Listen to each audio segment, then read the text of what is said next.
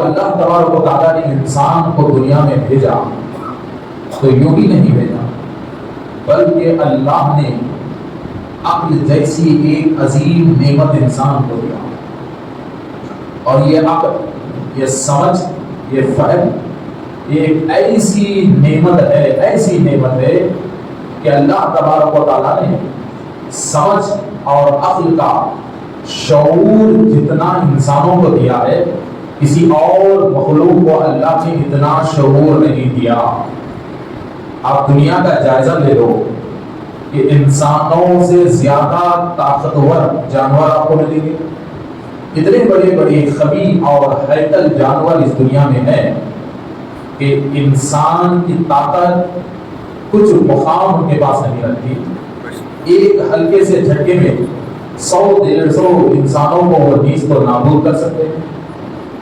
اور پھر دیکھیے کہ اگر حملے کی بات کیا جائے تو انسانوں سے تیز حملہ کرنے والے جانور بھی دنیا میں موجود ہیں، اور ایسے ایسے زہریلے جانور بھی دنیا میں موجود ہیں کہ انسان جیسا عقل والا لمحوں میں منٹوں میں اس کے زہر سے مر جاتا ہے.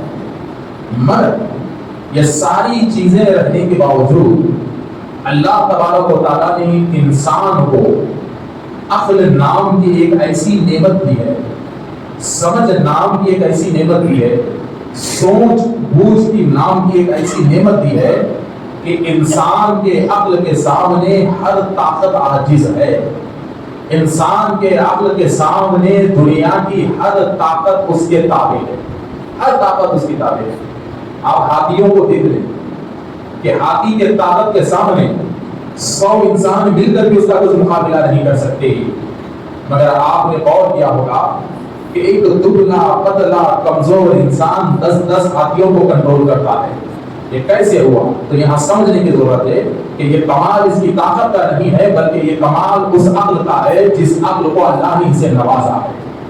تو اپنے عقل اور اپنے دماغ کے ذریعے انسان کئی کمالات کرتے جا رہا ہے. اپنی عقل کے ذریعے، اپنی سوچ کے ذریعے انسان کئی چیزوں کو دنیا میں وجود بخشتا جا رہا ہے. کئی نئے ریسرچ انسان کی عقل کے ذریعے دنیا کے سامنے آ رہے ہیں. تو میرے دوستو، تو جب دنیا میں انسان آیا تو اللہ تبارک و تعالیٰ نے اس دنیا میں اچھے راستے کو بھی رکھا، برے راستے کو بھی رکھا. اب ظاہر ہے جہاں پھل رہیں گے وہاں کانٹے بھی رہیں گے، ہے نا. جہاں زمین رہے گی وہاں پتھر بھی رہیں گے، جہاں بستی رہے گی وہاں دھول بھی رہے گا، جہاں انسان رہیں گے وہاں کچرا بھی رہے گا، جہاں اچھائی رہے گی تو آزو بازو کچھ نہ کچھ تو گندگی رہے گی. تو ہر چیز کی ضد دنیا میں موجود ہے. بغیر ضد کے دنیا نہیں ہے اور انسان نہیں ہے. تو اللہ تبارک و تعالیٰ نے عقل جیسی نعمت کو دے کر بندے کو اس دنیا میں چھوڑا. اب کہا کہ بندے دیکھ، میں نے تجھے عقل جیسی نعمت دی ہے. اب اس دنیا میں تیرا ایک ہی کام ہے، اچھا راستہ بھی تیرے سامنے آئے گا، برا راستہ بھی تیرے سامنے آئے گا. اب سوچنا اور سمجھنا اور راستے کو اپنانا یہ تیرے ذمہ ہے، تیرے ذمہ ہے. تو جیسا راستہ اپنائے گا قدرت کے پاس سے ویسا تو نتیجہ پائے گا. تو جیسی سوچ رکھے گا، جیسی گمان تو رکھے گا، اللہ کو تو ویسا ہی پائے گا، ویسا ہی پائے گا. تو یہ ساری دنیا بندے کے عقل پہ ٹکی ہوئی ہے. تو اگر آپ دیکھو کہ یہ شعور والا بندہ، یہ سوچ والا بندہ، یہ عقل والے بندے کا آج ہم جائزہ لے لیں تو ایک چیز سامنے آتی ہے کہ انسان آج کے دور میں اپنی عقل کو، اپنے دماغ کو مکمل طور پہ دنیا میں لگا دیا ہے. آج انسان کیا، انسان کا دماغ، انسان کی سوچ دنیا میں اتنی بڑھ چکی ہے، اتنی بڑھ چکی ہے کہ اب اس کی سوچ کا، اس کی سمجھ کا دین کی طرف واپس آنا بہت ہی مشکل ہو چکا ہے، بہت ہی مشکل ہو چکا ہے. بلکہ میں یہ کہوں گا کہ آج کے دور میں انسانی ذہن اور انسانی عقل دنیا اور دنیا کے اسباب کا غلام بن چکی ہے. ہم نے اپنی عقل کو دنیا کا غلام بنا دیا ہے اور ہم نے اپنی عقل کو دنیا کے سامنے جھکا دیا ہے. اور ہم دنیا میں اتنے جا چکے ہیں کہ اب واپس آنا ہمارے لیے بڑا مشکل ہو چکا ہے. اور دنیا میں ہم اپنی عقل کو اتنی لگا چکے ہیں کہ اب نہ ہماری عقل میں اللہ کی باتیں اتر رہی ہیں، نہ رسول اللہ صلی اللہ علیہ وسلم کی حدیثیں اتر رہی ہیں، نہ متبرک ایام کی فضیلتیں ہمیں یاد ہیں، نہ قرآن کی تلاوت ہمیں یاد ہے، نہ نماز کے اوقات ہمیں یاد ہے، نہ اپنی اولاد کی تربیت ہمیں یاد ہے۔ وجہ کیا ہے؟ وجہ یہ ہے کہ ہم نے اپنی عقل کو مکمل طور پہ دنیا کے حوالے کیا ہے، اور ہماری عقل دنیا کی اب اتنی غلام ہو چکی ہے کہ اسے دین سمجھ میں نہیں آ رہا ہے، اس کے ذہن میں دین نہیں ہوتا رہا ہے۔ تو اللہ میرے دوستو، یہ دنیا کیا ہے؟ جس زمانے کی بات دور میں ہم جا رہے ہیں، آخر یہ زمانہ ہمارا کتنا ساتھ دے گا؟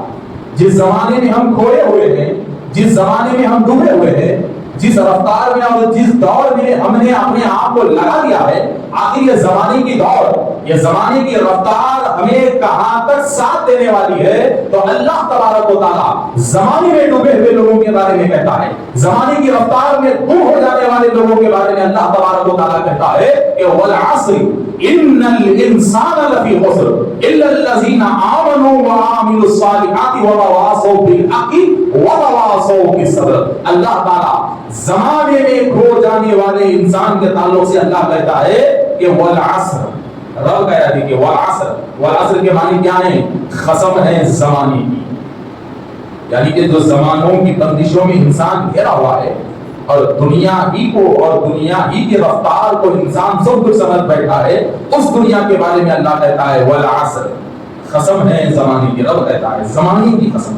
آگے کیا کہتا ہے اللہ؟ ان الانسان لفی خسر، بے شک انسان سخت گھاٹے میں ہے۔ یا اللہ نے 100% گھاٹا بتا دیا، 100% گھاٹا بتا دیا انسان کی روش کو، کہ انسان اگر اپنی عقل سے اپنے آپ کی روش کو اپنا لے گا تو رب کہتا ہے یہ تیرے لیے گھاٹا ہے۔ ان الانسان لفی خسر، کہ بے شک انسان سخت گھاٹے میں ہے، سخت مصیبت میں انسان ہے، کسی قسم کا کوئی نقصان، کوئی فائدہ اور کوئی بھلائی انسان کے لیے نہیں ہے۔ اب اللہ کہتا ہے الا الذین آمنوا، ہاں اس دنیا میں فائدے والے بھی کچھ لوگ ہیں، نفع اٹھانے والے بھی کچھ لوگ ہیں، نفع بخش بھی اس دنیا میں کچھ لوگ ہیں۔ کون ہے؟ تو اللہ کہتا ہے الا الذین آمنوا وعملوا الصالحات، ارے وہ لوگ جو ایمان لائے اور نیک عمل کیے۔ دیکھیں فائدے میں کون اس دنیا میں؟ اللہ کہتا ہے اس دنیا میں فائدے میں وہ ہے جو ایمان لایا اور نیک عمل کیا۔ تو کیا ایمان اور نیک عمل ہی فائدہ ہے؟ تو رب کہتا ہے نہیں، اس سے آگے ایک اور منزل ہے۔ کیا منزل ہے؟ اللہ کہتا ہے وَتَوَاصَوْا بِالْحَقِّ وَتَوَاصَوْا بِالصَّبْرِ، وہ لوگ فائدے میں ہیں جو ایمان لائے اور نیک عمل کیے اور ایمان اور عمل کے ساتھ حق پر ٹھہرے رہے۔ دیکھیے کتنی وزندار بات ہے کہ کامیاب کون ہیں؟ وہ کامیاب ہیں جو ایمان لائے، نیک عمل کیے اور اپنے ایمان اور اپنے عمل کے ساتھ حق پر کھڑے رہے۔ اور حق بھی کیسا ہونا چاہیے؟ تو رب کہتا ہے وَتَوَاصَوْا بِالصَّبْرِ، صبر والا حق ہونا چاہیے۔ تو میرے دوستو دیکھیے چھوٹا سا سورہ ہے، بڑا آسان سورہ ہے، ہر بچے کی زبان پہ رہتا ہے، مگر زندگی کا سارا راز اس چھوٹے سے سورے میں۔ اللہ کہتا ہے والعصر، قسم زمانے، ان الانسان لفی خسر، کہ بے شک انسان گھاٹے میں ہے۔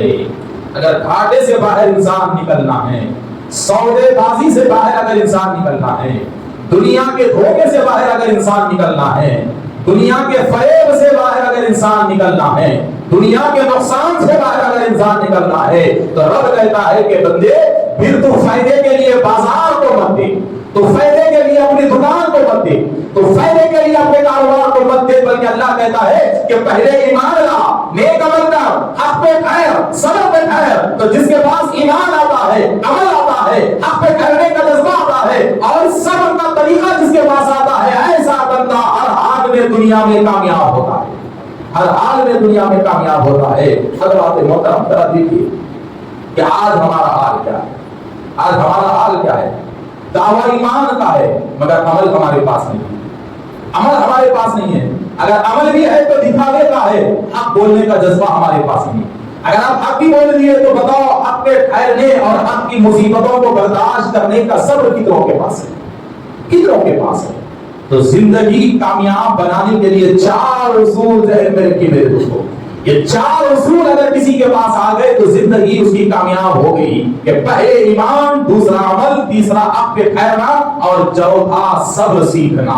یہ چار اصول جس نے زندگی کے سیکھ لیا تو وہ دنیا میں بھی کامیاب ہے اور آخرت میں بھی وہ کامیاب ہے. اور پھر آج ہمارا حال کیا ہے؟ آج ہمارا حال یہ ہے کہ عمل سے ہم بڑے پیچھے ہیں. یہ حقیقت بات ہے کہ عمل ہمارے پاس نہیں ہے، بلکہ مسلمان کا تعارف صرف جمعہ سے لیا جاتا ہے کہ مسجد اگر بھری ہوئی نظر آئے تو سمجھ لو وہ جمعہ، اگر اتفاق سے بھری ہوئی نظر آئے تو سمجھ لو جنازہ ہے، اتفاق سے بھری ہوئی نظر آئے تو سمجھ لو وہ جنازہ ہے. تو جمعہ کی نماز اور جنازے کی نماز کے علاوہ ہمارے پاس اب کون سی پابندی ہے؟ کون سی پابندی ہے؟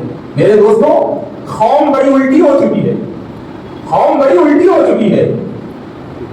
موت پہ پابندی قوم لگاتی ہے، موت پہ وقت قوم لگاتی ہے، مگر یہ قوم زندگی کو کامیاب نہیں بناتی، زندگی کو کامیاب نہیں بناتی. کیسے میں آپ کو مثال دوں؟ انسان مر گیا تو پورا خاندان مل کے مردے پہ ٹائم فکس کرتا ہے کہ اس کی جنازہ ظہر میں ہوگی. پورے زندے مل کے مردے کا ٹائم فکس کرتے ہیں کہ اس کو لے کے ظہر میں جانا ہے اور ظہر میں جنازہ ہوگی. اب جتنے لوگ ٹھہرے ہوئے ہیں سب کو اس مردے کی جنازہ کی فکر بڑی ہوتی ہے کہ جلدی لے چلو نماز کا ٹائم ہو رہا ہے، جلدی لے چلو نماز کا ٹائم ہو رہا ہے، جلدی لے چلو نماز کا ٹائم ہو رہا. مگر کبھی ان زندوں نے سوچا ہے کہ یہ کتنے وقت کے پابند ہے اللہ کے گھر ہو جانے کے، یہ کتنے پابند ہے اللہ کی بارگاہ میں عمل کرنے کے، یہ کتنے پابند ہیں کہ پیر سے چلتے ہوئے مسجد کو آنے کے. آج ہم وقت پہ مردے کو مسجد کو لانے کے تو پابند ہیں، مگر نہ زندہ وقت پہ آ رہا ہے، نہ ایک زندہ زندے کو مسجد لا رہا ہے. تو قوم کی روش بڑی الٹی ہو چکی ہے، بڑی الٹی ہو چکی ہے. اس لیے ہر جگہ ہماری ہار ہے، ہر جگہ ہماری ہار ہے. اس کی وجہ کیا ہے؟